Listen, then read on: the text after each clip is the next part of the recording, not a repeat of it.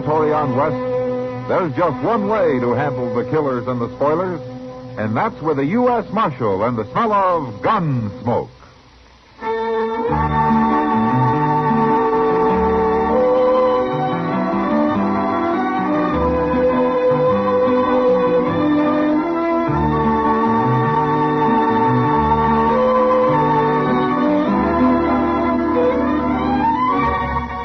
Gunsmoke, starring William Conrad.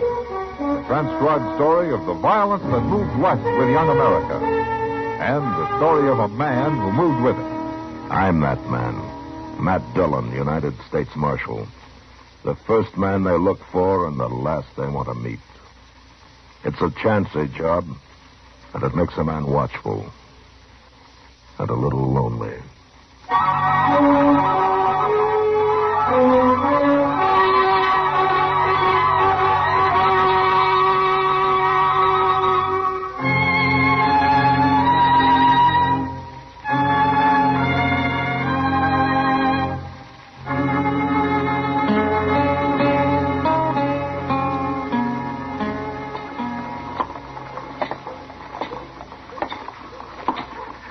Morning, Doc. Chester. Hello, Matt. Hey, we've been waiting for you, Mr. Dillon. Oh, is there something wrong? Yes, sir, it's Mr. Doby.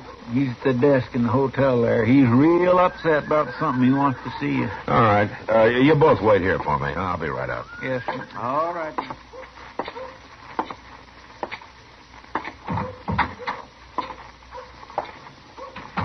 Marshal Dillon, I've sure been wanting to see you.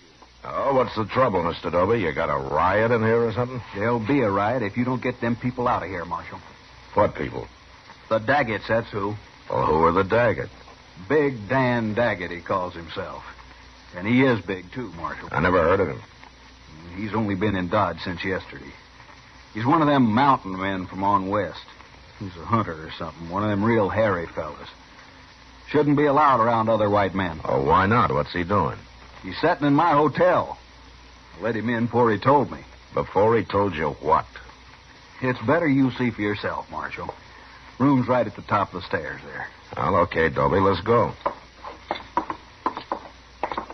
It's true, ain't it, Marshal, that I don't have to let nobody stay in my hotel I don't want. I guess so, if you got a good reason. I've got plenty of reason. 3 men have moved out already. And it sounds to me like he must have a box of rattlesnakes with him. Worse than that. This is room here. This is a double room, isn't it? He needs it. Needs the whole doggone prairie.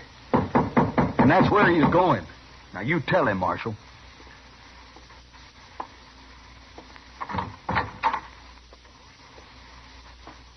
Hello? I got the U.S. Marshal with me this time, Daggett. Oh? I'm Marshal Dillon, Daggett. Doby wanted me to come over here and meet you. Come on in. Well, you were right about his being big, Doby. Man can't help being big. It's no offense. It's all right. There've been times I wished I was smaller. Not that I can't move as fast as any man. I'm easier to see is the only bad part. Tell me, Daggett, what's the trouble between you and Doby here?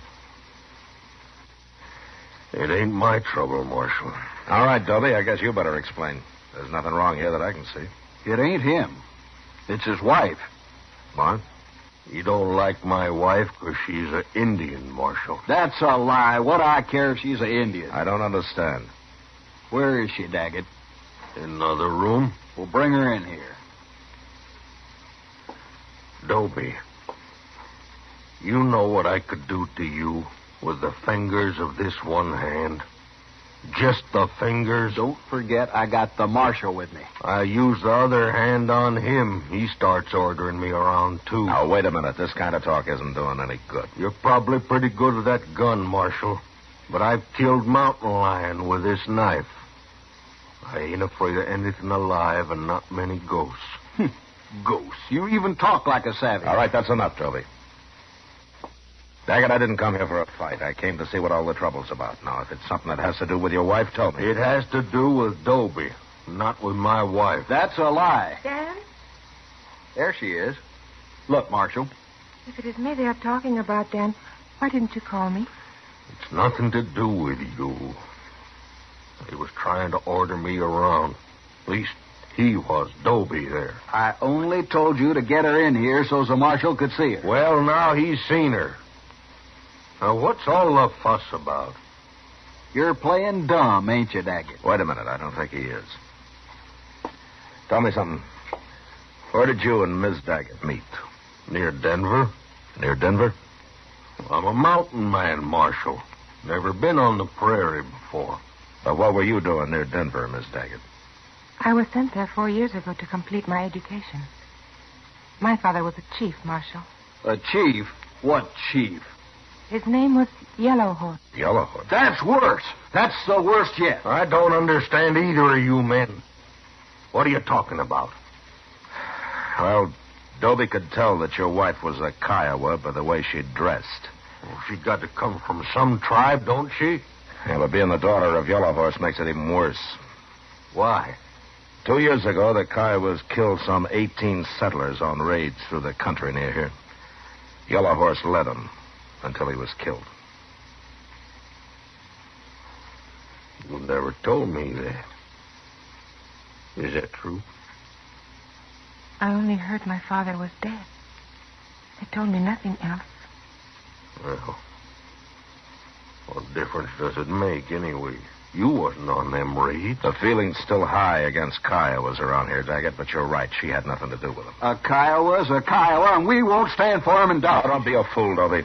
How can you blame her for what somebody else did? I blame that whole tribe, and especially her father. And I won't stand for her being here. She's probably as murdering as he was. Doby. All right, hold it, Daggett.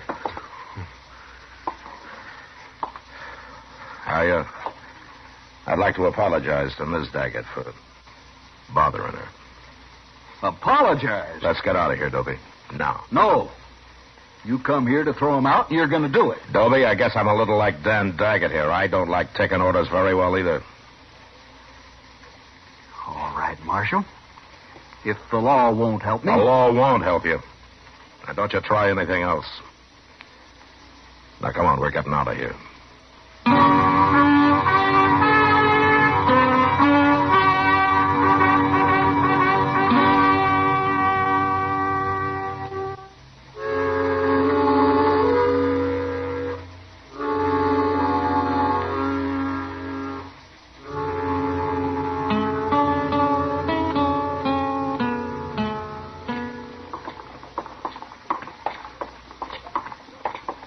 Mr. Dillon? Yeah, what is it, Chester? Well, would you mind stopping in Mr. Jones's store here? It won't take but a minute or two. Oh? You're going to spend your betting money on clothes again? Oh, no, sir. I mean, well, you see, Mr. Dillon, I need a little string tie. For Sundays, kind of. Oh. They don't cost more than a quarter. All right, in that case, I'll go with you.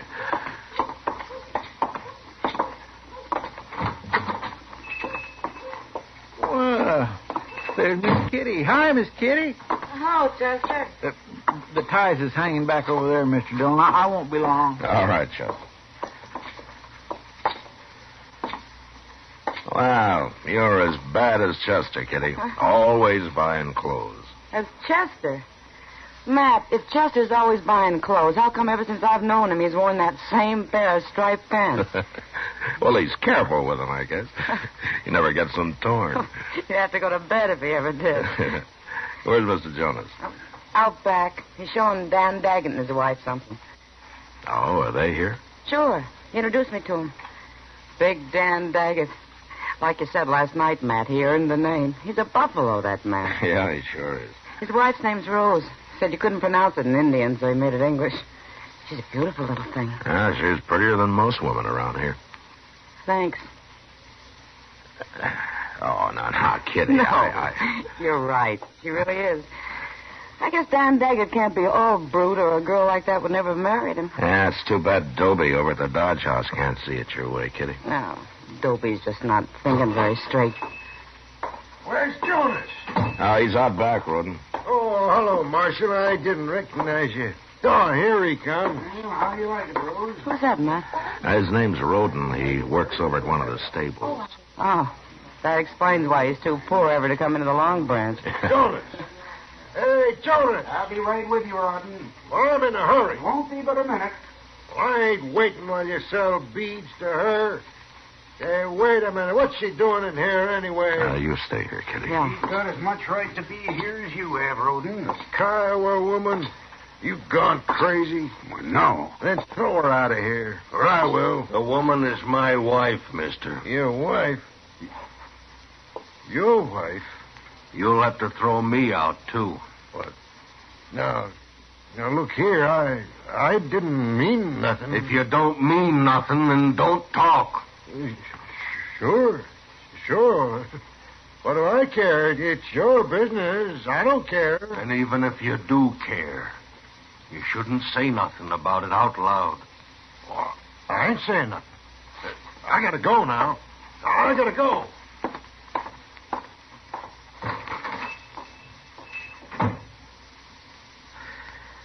Well, it looks like you handled that pretty well, Daggett. Can't fight every man in the world. No, I guess you can't. And I don't aim to. As long as they don't push me too far. Is Doby leaving you alone? Oh, he's doing a lot of talking around. He's trying to stir up trouble. But before it comes, we'll probably be gone. Back to Colorado in the mountains. Oh? But Marshal, Yeah. You come and see us sometime the next day or so.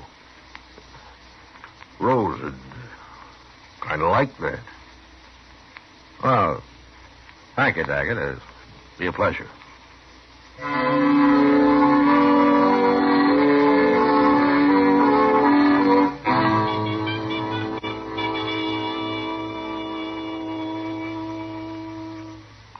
Where's Doc at this morning, Mr. Dillon? I've been up to his office twice, and he ain't there. Well, he was called out to the Duke place last night, Chester.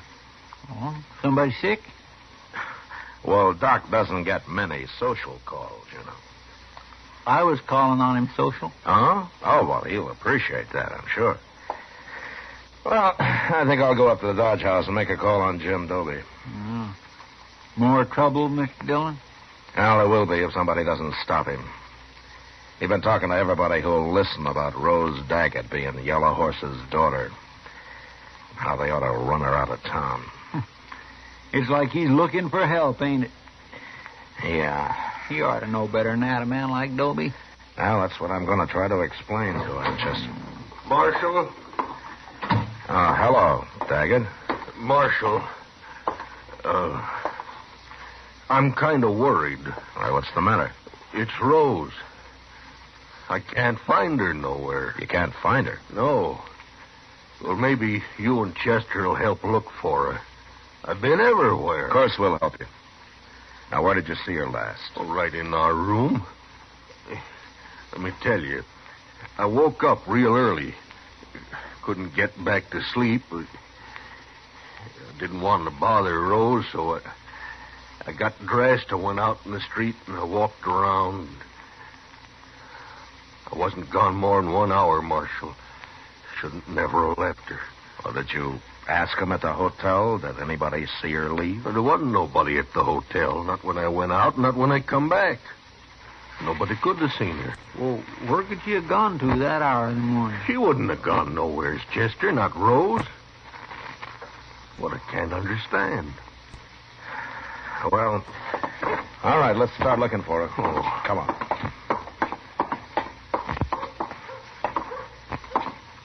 I guess we'll start with the hotel. Sure do want to thank you for this, Marshal. You too, Chester. Oh, we'll find her, don't you worry. Hey, there. Yeah, it sure is. Look, he's got somebody with him. That's Rose. That's Rose in that buggy. Rose? Rose, what are you doing there? Hello, Dan. Well, get down. Here, up, take you. You will have to carry me, Dan. Where you been? What happened to your feet? Chester, What, Doc? do me a favor. Take this buggy, will you? Sure will. Let me get And you. You must be Daggett. Yeah. Take Rose into the marshal's office. She shouldn't be on the street out here. We'll go.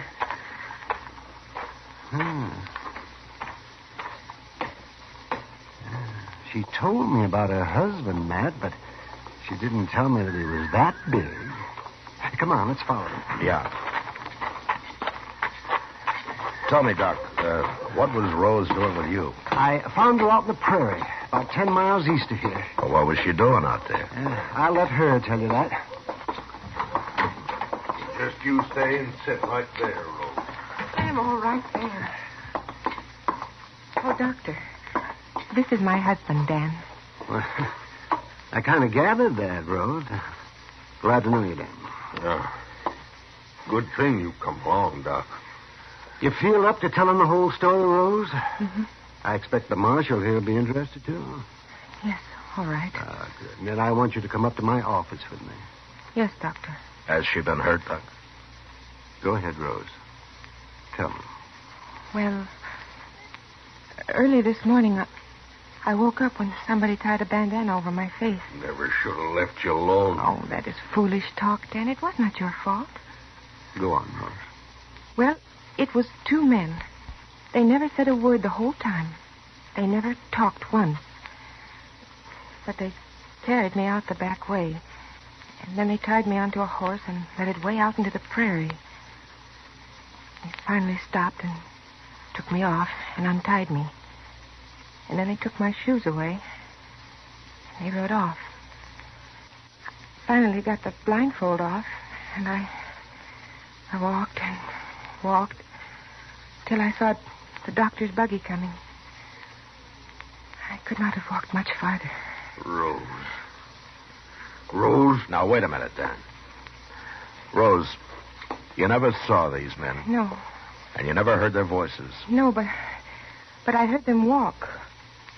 Everybody has a different walk. Or did you recognize either of them from hearing them walk? No. It was not Doby or that man in the store. We'll find them, Rose. We'll sit on the street. We'll listen until we find them. When we do, I'll cut them. I'll cut them awful before I kill them. No, Daggett. You let Rose find them if she can, and then I'll take them. They're mine, Marshal. They're just as much mine as Rose is mine. I wouldn't let nobody else in the world touch them but me. That'd be murder. Is that what you call it? Rose, Doc wants you in his office. You go along now. And then we'll start listening. It's as good a way to hunt as any.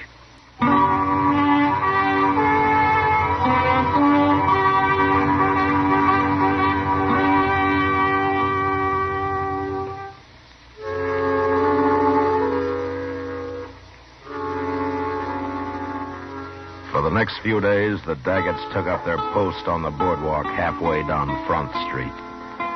Rose would sit there for hours, her head down, her eyes half closed, listening to the footsteps of hundreds of men as they passed. And Daggett would stand at her side, his bowie knife in his belt, waiting with animal patience for a sign from his wife. But it didn't come.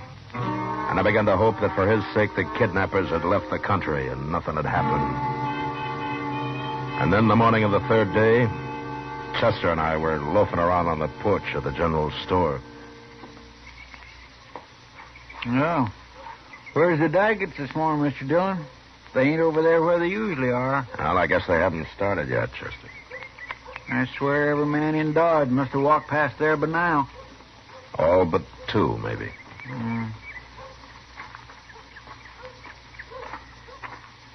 Morning, Marshal. Chester. Hello, Mr. Doby. Doby? I'm looking for the Daggetts, Marshal. You seen them? No, I haven't, Doby. But Dan Daggett isn't taking things as easy as he was. If I were you, I'd stop looking right now. Doc told me what happened, Marshal. Doc did, huh? Well, he knew nobody else would, so he took it on himself. What for? For my own good, the way he put it. Well, did it do you any good? Made me mad. Mad at myself, mostly. Marshal, I've been a fool. Hey, Mr. Dillon, there's Rose now. What? In the street there. She's got a shotgun. Hey, what's she doing? Looks like she's following those two men. Oh, she sure is. Come on. She stopped them. She's got them turned around, but she's going to shoot them. Oh, they ain't making any move. How do you know it was us? What if it was? Guess you ain't learned nothing. Maybe we'll have to do it again. Don't shoot, Rose. I'll take him.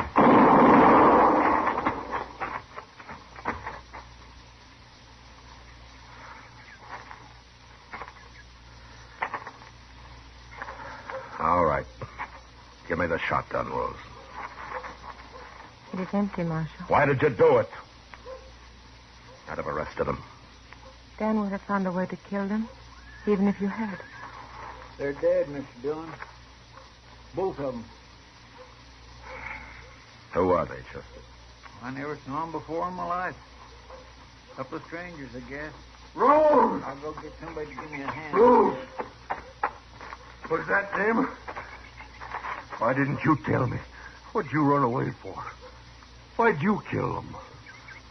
They're the ones, Dan. How'd you know? Where did you spot them?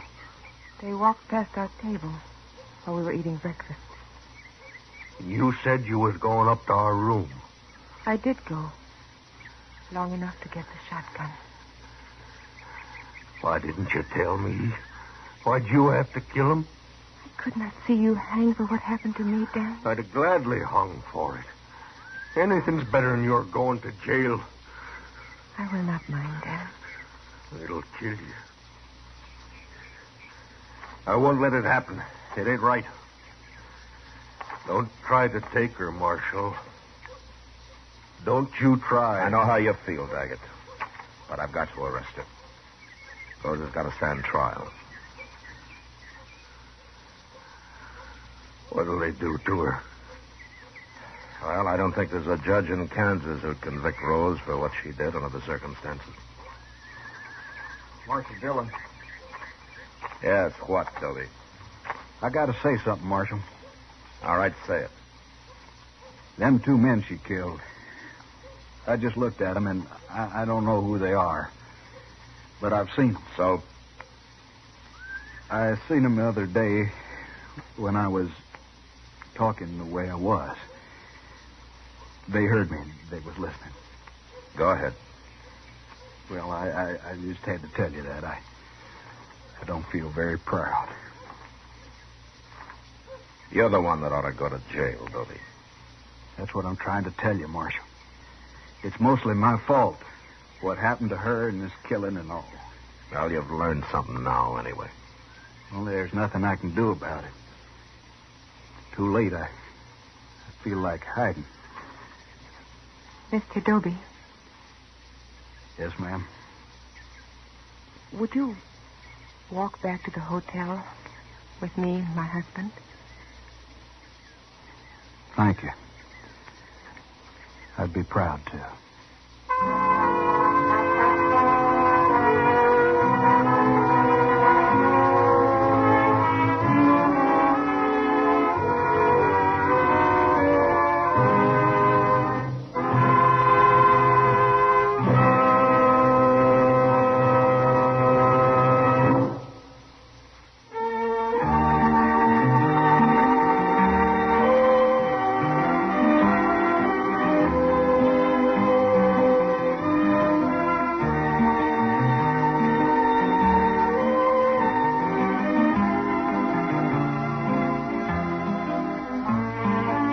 Gunsmoke, produced and directed by Norman McDonald, stars William Conrad as Matt Dillon, U.S. Marshal. Our story was specially written for Gunsmoke by John Meston, with music composed and conducted by Rex Corey. Sound patterns by Tom Hanley and Ray Kemper.